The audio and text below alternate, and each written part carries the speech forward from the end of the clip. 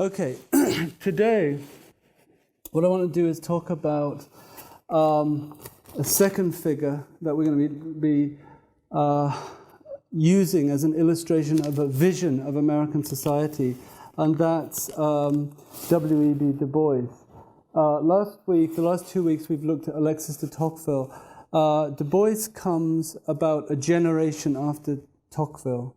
So if you can kind of imagine all the things that Tocqueville was talking about in American society, he was talking about, at least in at the end of his book, what he was talking about slavery. He was talking what might happen with the end of slavery, and he didn't have very high hopes for relationships between blacks and whites in America at the end of slavery. Du Bois comes after slavery, so he's born around the time that he's born in 1863. So he's born 1868. Sorry, he's born just after the ending of slavery. He's comes from Massachusetts. He grows up in a predominantly white community. These are people, the community that he's grows up among are people that are descendants of the English Puritans, but he didn't have any English ancestry. He says in various of his autobiographical writings that I'm French, Dutch, and African ancestry, and as he put it, I was born with a flood of Negro blood, a strain of French, a bit of Dutch, but thank God, no Anglo-Saxon. So he was highly race conscious, and he was pleased that he didn't have any English ancestry in him. He's a remarkable figure in American intellectual life, in social thought of the U.S., in the struggle for African American rights. He was the first African American to receive a doctorate from Harvard. But that was only after he was first denied entry to Harvard as an undergraduate, and that was despite his very strong academic credentials. And some people think that this was the beginning of his first racial consciousness, because he noted that white students that he went to high school with, who achieved much lower marks than he did, got into Harvard, but he didn't as a black student. And so he was denied entry into Harvard, but he ended up going to Fisk, which was a black college in Tennessee. And so it was a segregated college only for African Americans. But he sort of turned a negative into a positive. So he made this a positive experience. By going to the South, it was a transformative experience for him. In the summers, he taught in the black communities in the South. He got to know the situation of black people in the South after the ending of slavery. And he got to kind of know the world views of both the black people and the white people in the South. And a lot of this was kind of source material for his books. I'm going to talk about this as I go along, but he used a lot of his own experience in life as material for his social observation, for his sociology, and for his academic writings, but also for his activism. As well as getting a doctorate from Harvard, before that, he went to Europe, and he studied in Berlin, and he studied in Heidelberg in Germany. He also studied in Paris. He completed 2 undergraduate degrees. So just think about that. You know, you're here at the beginning of your first undergraduate degree. It's going to be 3 years. Imagine if you've got another one after that.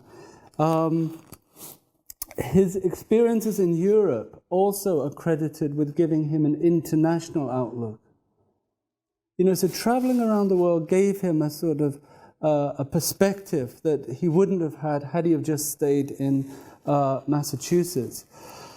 Although there were other major black intellectual figures at the time, such as Frederick Douglass, who wrote the famous slave narrative, and Booker T. Washington, who I'm going to talk a bit about later, many regard Du Bois as the father. And by the way, it is pronounced Du Bois, not Du Bois. Right? This is some people try to correct me, but he always pronounced it Du Bois, and he's always known as Du Bois in the U.S. He excelled in many different fields of academia and of public life. He is widely recognized as a sociologist today, but he was also a very good historian, and he actually at one point had a position as a professor of classics. He taught at various universities, but as a result of discrimination, he was nearly always consigned to minor universities in the South. So he taught in Atlanta University, and he had very short spells at Harvard and the University of Pennsylvania. As well as being an academic, he was also an activist and a journalist. He took up a variety of causes, civil rights, African American education, African American economic independence. He dealt with the issue of segregation, and at a more global level, he dealt with the issue of decolonization. He was one of the founders of the Pan-African Congress, which is a group of leaders and intellectuals from Africa, from the Caribbean, and from the Americas that hold international gatherings. He was also one of the founders of the NAACP, which was one of the most important organizations in the civil rights movement. He had a very long life. He was born during the administration of Andrew Jackson in 1868, who was the first post-Civil War president. And then he died in 1963 during the administration of Lyndon B. Johnson at the height of the civil rights movement. So he saw a lot in the 100 years of his life. He died not in the United States. He died in Ghana. And he spent his last years in Ghana, living in Ghana. He was dedicated to sort of African decolonization.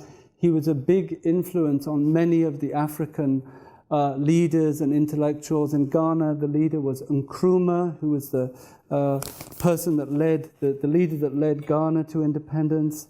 When he died, he had a state funeral in Accra, the head of Ghana. It was attended by numerous heads of states from Africa and elsewhere. His wife received condolences from Mao Zedong in China and from Nikita Khrushchev in the Soviet Union. And I think this is an image of his funeral procession. It's hard to imagine any kind of sociologist today that would have a funeral procession like this. And at the news of his death, 250,000 people gathered in Washington, D.C. at the Lincoln Memorial. Okay, so he was definitely a notable person. He was definitely very well known during his long life.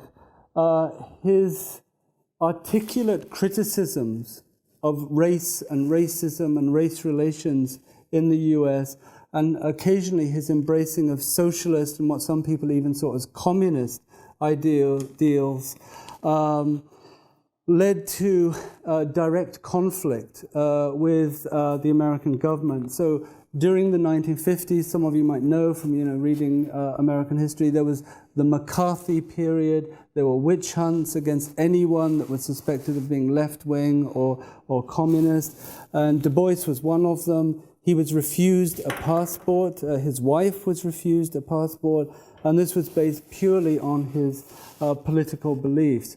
So when we start kind of hearing stories like this, we can be a little bit skeptical about some of the claims that are made, for instance, in the dominant narrative of America, which is this narrative of democracy, which is one of the things that Tocqueville articulated.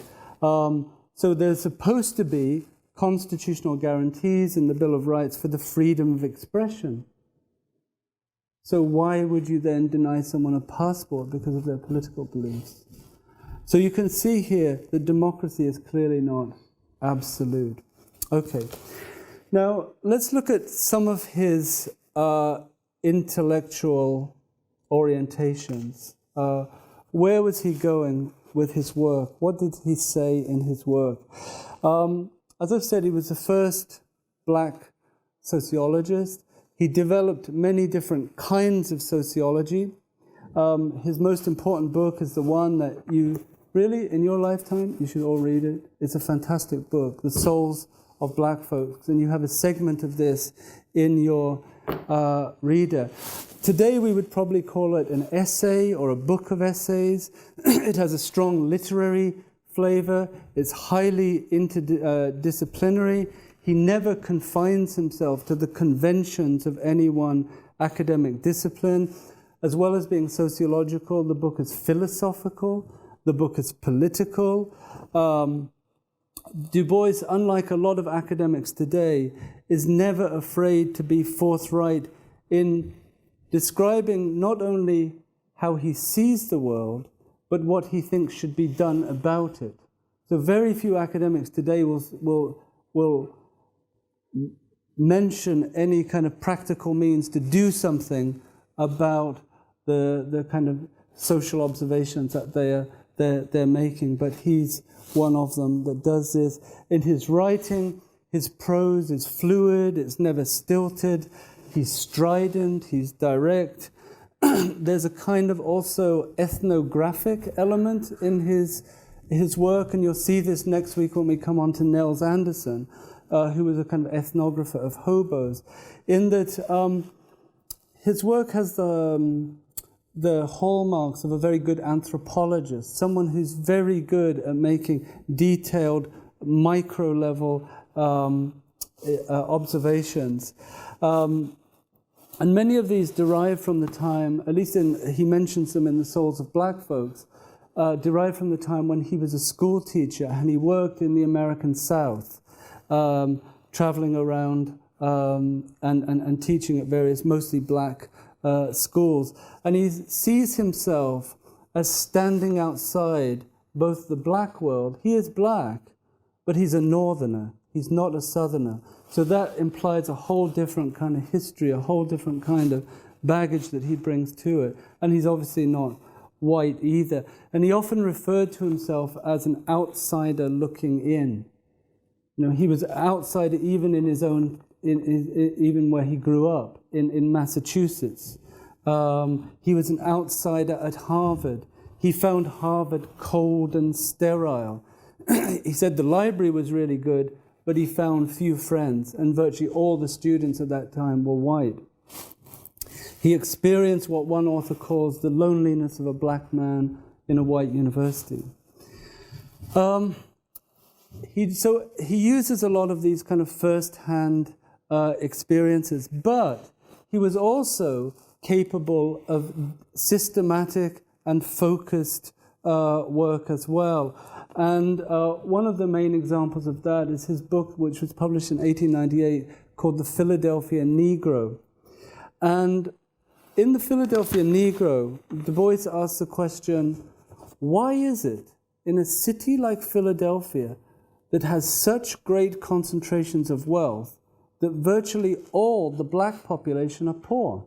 It's a very good question. You've got a very wealthy city, and why are these people rooted in poverty generation after generation? And he decides to kind of look at that through kind of a combination of methods: urban ethnography, social history, statistics. He knocks on doors, he goes door to door, talking to people, interviewing people. But on the whole, his work in this area has not been recognized for its achievements in sociology. And until recently, Du Bois did not figure in mainstream sociology. So, for example, I did my undergraduate and PhD degrees in sociology in the United States, in Arizona and in California. And I can't remember, even in Berkeley, which actually one of my supervisors was an African-American professor, I can hardly remember Du Bois being mentioned, certainly not on the curriculum for undergraduates. Right? I think it may be today. But rather what you have is that some people have observed is that Du Bois was actually the first person, the first sociologist to use statistics in a very systematic way, right? But if you take sociology, even here at Essex maybe, I don't know, you are told that the father of scientific sociology, statistical sociology, is Emile Durkheim. He published his classic study, Suicide, after the Philadelphia Negro. Right. So we can think about, I'll let you speculate, what might be the reasons for that, for this kind of lack of recognition.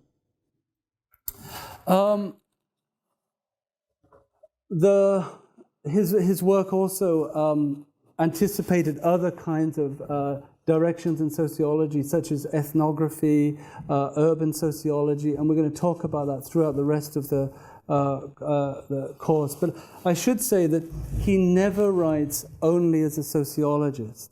If you read, and I hope you do, the entirety of The Souls of Black Folks, you'll see that he combines psychology, anthropology, economics, philosophy, even music. You know, he has various reflections on music. He's never a narrow professional specialist.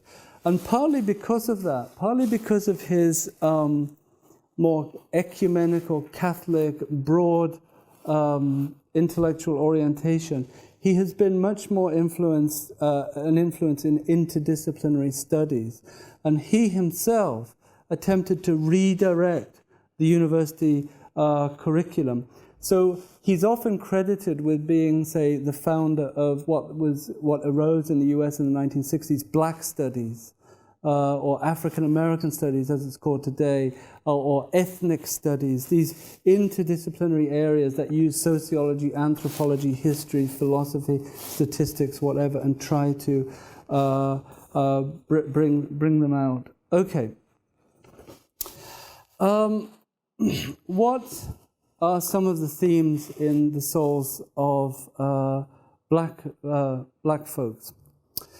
Well, one of them, and he's known for this concept, is double consciousness. There's a kind of a double, sort of a twinned concept.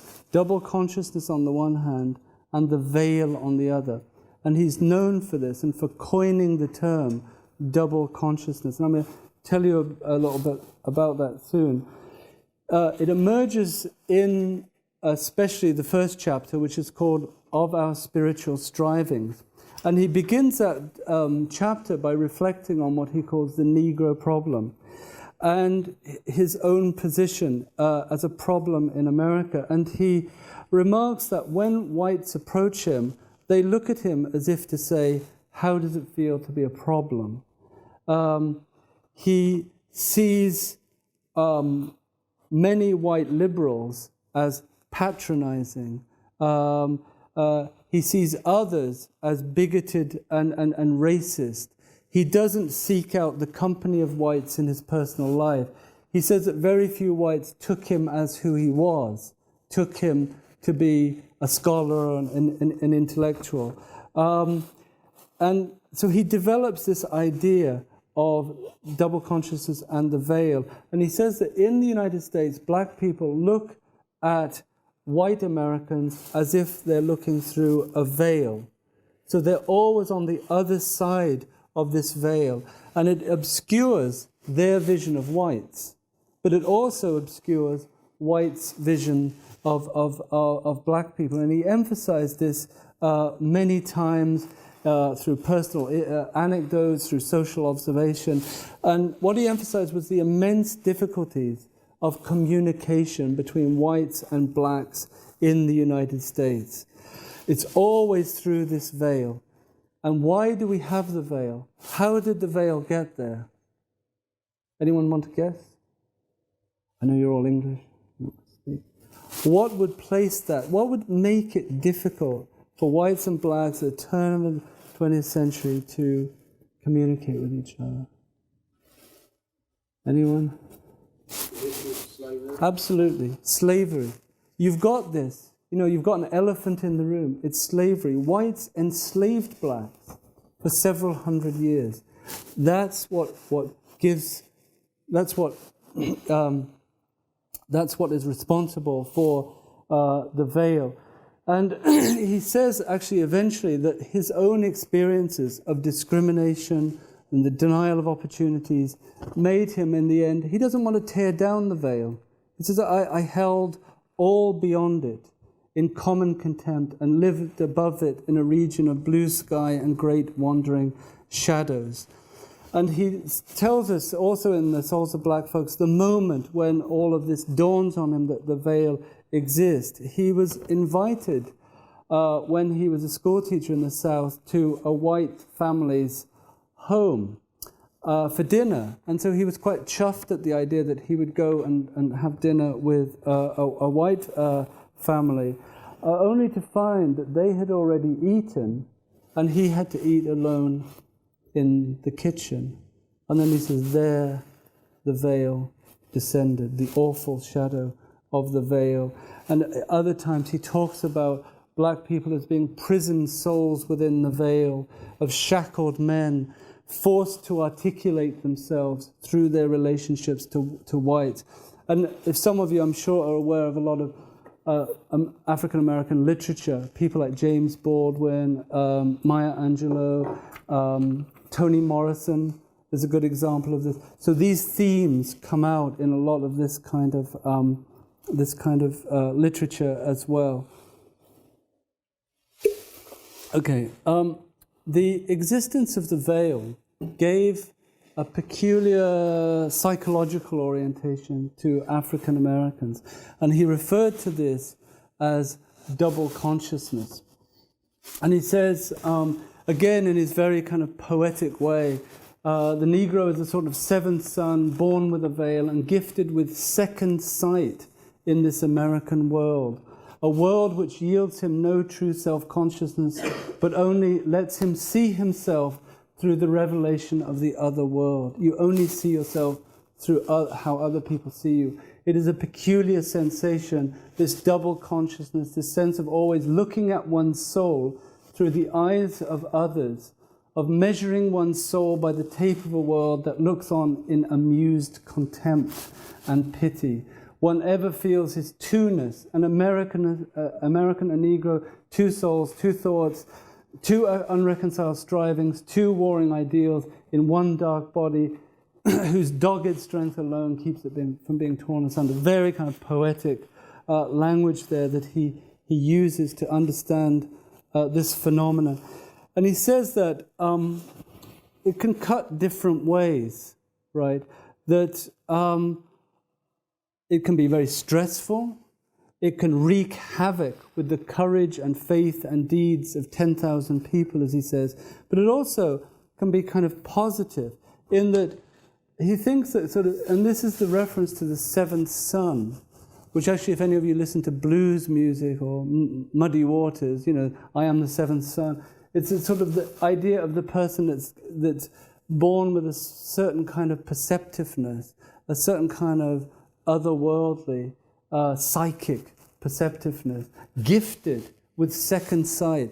So he's saying that actually African Americans have a kind of, because they are always having to judge themselves by how they imagine whites judge them, they're able to sort of, they're able to see the world in kind of multi-perspective in a way that whites are not. And that actually this double consciousness has something to offer America. If only whites would listen, is what he's saying. If only they would listen, we can offer them a lot. The African American can offer them a lot. He says at one point, there are today no truer exponents of the pure human spirit of the Declaration of Independence than the American Negro. Okay, so what was his diagnosis for black-white relationships in the United States? How would things play out? The most famous quote, the most famous remark in The Souls of Black Folks is the problem of the 20th century is the problem of the color line.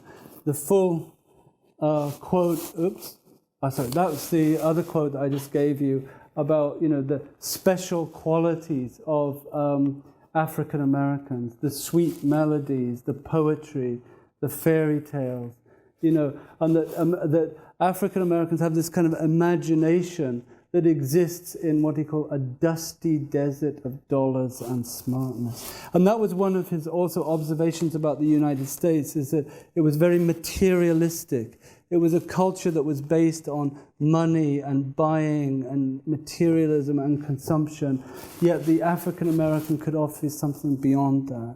That's what he's saying. So then the famous quote is, the problem of the 20th century is the problem of the color line, the relation of the darker to the lighter races of men in Asia and Africa and America and the islands of the sea.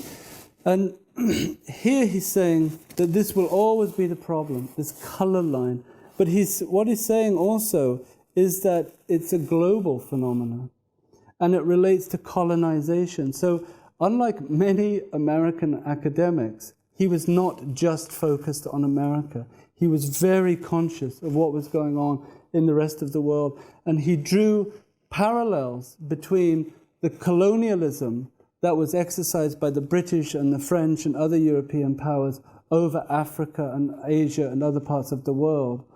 At that time that he was writing, it was just actually after the Berlin Conference, where the European powers had carved up Africa. They'd actually met to decide which parts of Africa belonged to the British, the French, or whatever. And so he's, commenting on all this. So he's kind of a global sociologist, and I think to a certain extent he's a sociologist of whiteness. He in some ways his insights into whiteness are just as profound as into blackness, because they're always in relation to one another in the US because of slavery. It's always relational. You can't see them separately. Okay, so he is also, I would say, a social historian of the United States, and much of his other work, besides The Souls of Black Folk, is about history. He has a famous book that was the basis of his PhD dissertation on the slave trade and the ending of the slave trade, which is very very good and worth reading as well. But also as a historian, he's worried about the post-slavery period. What will happen? What will happen after the emancipation of the slaves? And here he notes it's going to be a Herculean task. You've got 4 million people that were enslaved.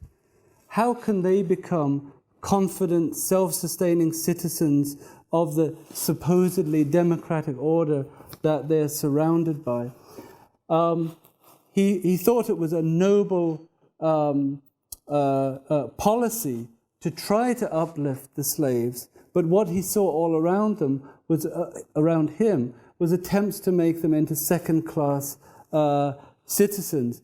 And he noted that a number of the policies that were set up after emancipation through what was called the Freedman's Bureau were half-hearted attempts. They were constantly compromising with Southern whites. They were constantly lowering the expectation of freed slaves. There was a promise of 40 acres and a mule for the slave families that were released from slavery, but that never really materialized for very many of them. No practical steps were taken to enforce emancipation, and as he says, it became a bitter disappointment for African Americans. What he said was needed was healing and reconciliation, which is a lot of his ideas are very contemporary. We talk about reconciliation today. There's truth and reconciliation committees that have been set up all around the world to deal with the history, to deal with the consequences of various kinds of atrocities. And he says this is what we need in America. And just let me kind of end on this, that he thought that education was the means to do this. And he thought that setting up segregated schools was a bad idea. Having blacks in one school and whites in another school was not a good policy. And that it just simply, the black schools, as he knew from his own experience, had a lower budget than the white schools. Some of them didn't have books. Some of them didn't have blackboards. They were just producing what he called a kind of a black youth that fell into, I think the quote is something like reckless bravado, listless indifference or reckless bravado. And what he then got into a debate about education. And he got into a debate about education with another African-American leader at the time called Booker T. Washington. And they didn't exactly see eye to eye. Booker T. Washington's most famous book was Up From Slavery. In a speech in 1895, Washington assured white Americans that blacks would accept social separation, and Du Bois claimed that what Washington was doing was peddling a sophisticated form of subordination by encouraging training schools, vocational schools, help with sharecropping, which was basically a system of feudal tenant farming for black people, and that this would basically, in effect, set up, an apartheid kind of situation in the South. And what Washington did is that he pioneered a form of industrial education at the Tuskegee Institute in Alabama. And basically to teach, there were a few libraries, but it was basically to teach African Americans the trades, carpentry, blacksmithing, stonemasonry, other kinds of works like that. Du Bois said, this is not bad in and of itself, but it can't be everything. And first of all, that he's made a mistake by not insisting that black people vote. Black people don't even have the vote. And you're talking about all of this. We need to have the vote first. And that we need to abolish all of the measures that Southern whites are taking to stop black people from voting. So that's the first requirement of justice, and he was a bitter critic of the justice system in America. He said, for blacks, there is no justice system. It's kangaroo courts, it's lynching. He himself had observed the aftermath of a lynching in Atlanta, and that was also one of the things that really, I think, made him such a passionate person, to actually have seen a black man hanging, actually from a grocery store in Atlanta. Okay, let's try and, what was he proposing? So he's a critic, but what is he proposing? Now, one of the things that he's proposing, which I think is relevant to you all here today, is higher education and universities. And he believed in the values of the Enlightenment. He believed in the use of reason and science, hard work, the ballot box, political participation. He himself had benefited from an excellent education in Paris, in Berlin, at Harvard. And so he saw the university as having a central place in the elevation of African Americans. And he believed that the universities should be the battleground where blacks use reason to counter the unreason of many of the prevalent beliefs in the United States, such as the belief in racial supremacy, the necessity of discrimination and segregation, etc. And as he put it, America will demand broad-minded, upright men, both white and black, and in its final accomplishment, American civilization will triumph.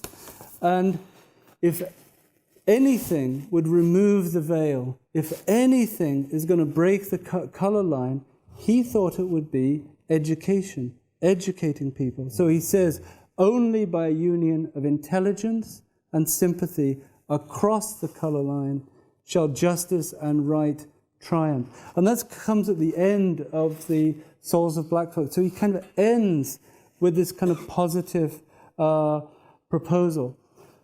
Okay, I think I'm going to end there, but I hope it's inspired you to read a lot more about someone who has an incredible legacy as a scholar, as an activist, and a model for how people should conduct their affairs. Thank you very much.